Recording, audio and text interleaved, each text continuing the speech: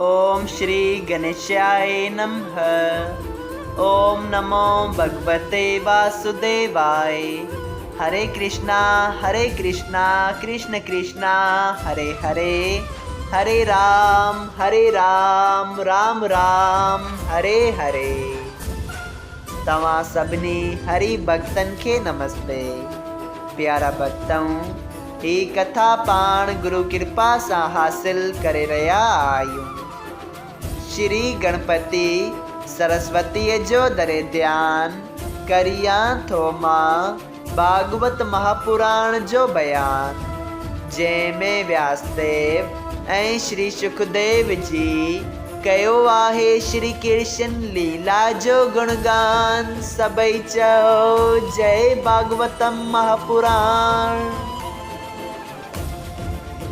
प्यारा भक्तों, कल कथा में पाण श्रीमद् भागवत महापुराण साहिब जे 10 स्कंद जे 47 अध्याय जे 5 भाग में ॾिठो त उद्धव जी सभिनी गोपियन के ज्ञान ॾियण लगन था। जेको ॿुधी गोपियूं चवनि थियूं त असां ज्ञान वग़ैरह मां कुछ भी न ॼाणूं, असां गुवारणियूं छा वञी जोग वग़ैरह साधीदासीं। असांखे त असांजे प्राण प्यारे वटि वठी हल, हुन चित चोर सां मिलाए जंहिं असांजो चित चोराए असांखे 8 ही पहर पंहिंजे प्रेम में बुॾाए छॾियो आहे। सबई चओ जय श्री हरि।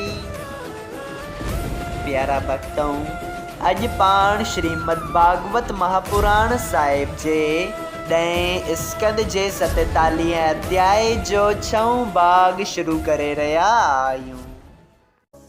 श्री सुखदेव जी महाराज चवन था, उद्धव जी गोपियन जूं ॻाल्हियूं ॿुधी वरी ज्ञान जी वाट सां चयो, हे गोपियूं, जहिड़ी तरह पाणीअ ते लीको नथो बीह सघे, तीअं संसारी वहिंवार सपने वांगुरु कूरो आहे।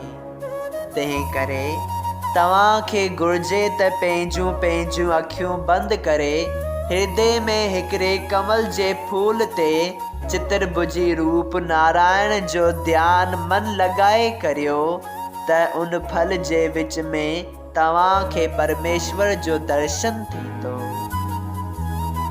इहा ॻाल्हि ॿुधी हिकिड़ी गोपीअ चयो, हे उद्धव, जेकॾहिं नंदलाल जी जो को बि रूप ऐं का बि रेखा न आहे त ॿुधा यशोदा उनखे कहिड़ी रीत पींघे में लोॾियो ऐं कीअं उखरीअ सां उनखे ॿधाई। असांजो मखण कहिड़ी तरह हू चोराईंदो हो, कहिड़ी रीत हू ग्वाल ॿालनि सां बन में गायूं चारण वेंदो हो, ऐं हुन कहिड़े शरीर सां एतिरियूं लीलाऊं कयूं, केतिरनि सारनि राक्षसनि खे फिटो करे छॾियो। सबई चओ जय श्री कृष्ण। तंहिं करे हे उद्धव जी, असां भला हिन तुंहिंजे कूरे ज्ञान खे छा करियूं? तूं असां अबलाइन खे जोग ऐं वैराग सेखारण आयो आहीं, तंहिं लाइ तोखे का बि लॼ नथी अचे। ॿी गोपीअ चयो, हे उद्धव, हिकिड़ो त असां श्याम सुंदर जे विछोरे में अॻे ई व्याकुल थी रहियूं आहियूं, ॿियो तूं वरी अहिड़ियूं कूरियूं ॻाल्हियूं सेखारे असांजे फटनि ते लूणु थो बुरकी। मोहन प्यारे असांखे अहिड़ी तरह छॾे ॾिनो आहे जहिड़ी तरह नाग पुराणी खिल लाइ फिटी करे छॾींदो आहे। हे उद्धव, मोहन प्यारे इंद्र जे कोप ऐं दैतन खां असांजी प्राण जी रक्षा कई ऐं घणी लीला कई हुई। ॾिस त उन पार ब्रह्म परमेश्वर जो अवतार थी राजा कंस जी बानीअ खे पंहिंजी राणी कयो आहे। इहा ॻाल्हि ॿुधी मूंखे त ॾाढी लॼ थी अचे। ॿी गोपीअ चयो, हे उद्धव, मोहन प्यारे खे कुब वणे थो त असीं बि कुबियूं थी मथुरा में हलूं। पंहिंजो डंडो हलण ॾेखारे उनखे हिते वरी वापसि वठी अचो, जंहिं करे कुबरी उनखे विसरी वञे। हे उद्धव, वरी इहो ॾींहुं कॾहिं ईंदो जॾहिं मोहन प्यारो हिते अची असांजो दुख दूर कंदो? हींअर त मूंखे उम्मीद कान्हे त श्री कृष्ण वरी बिंद्रावन में ईंदो या न। ॿी गोपीअ चयो, हे उद्धव, जॾहिं मोहन प्यारे असांखे छॾे ॾिनो त पंहिंजो नालो गोपीनाथ छो रखायो अथसि? हाण उन कुबरीअ सां प्रीत कई अथसि त पाण खे कुबरीनाथ चवाहे। पोइ वरी जगत खे ॾेखारण वास्ते चिठी ऐं नियापो मोकिले असांजे हृदय जी विसामियल बाह छो दुखाई थो? हे उद्धव, तूं इहा ॻाल्हि मुंहिंजी तरफ़ां कुबजा खे ज़रूरु चइज त श्याम सुंदर जे नई प्रीत ते तूं मोही आहीं, पर हिन जी कठोरताईअ जो हाल बि ज़रो दिल लाइ ॿुध।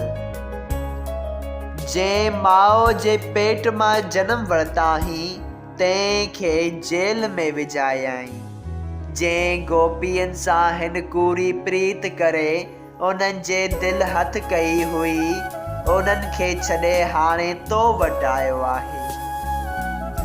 ॿी गोपीअ चयो, हे उद्धव जी, असां पंहिंजो दुख तोखे केतिरो ॿुधायूं? जे हू अॻे ई वासुदेव ऐं देवकीअ वटि रहे हा ऐं हिते न अचे हा त असांखे एतिरो दुख ॾिसण में न अचे हा। हे उद्धव, उन ॾींहं खां वठी मुंहिंजो खाधो पीतो छुटी वियो आहे। सॼो ॾींहुं उन जे अचण जी वाट तकींदे ऐं सॼी राति तारा ॻणींदे गुज़रंदी आहे। सिवाय यादगिरी ऐं ध्यान मोहन प्यारे जे ॿी ॻाल्हि मूंखे नथी वणे।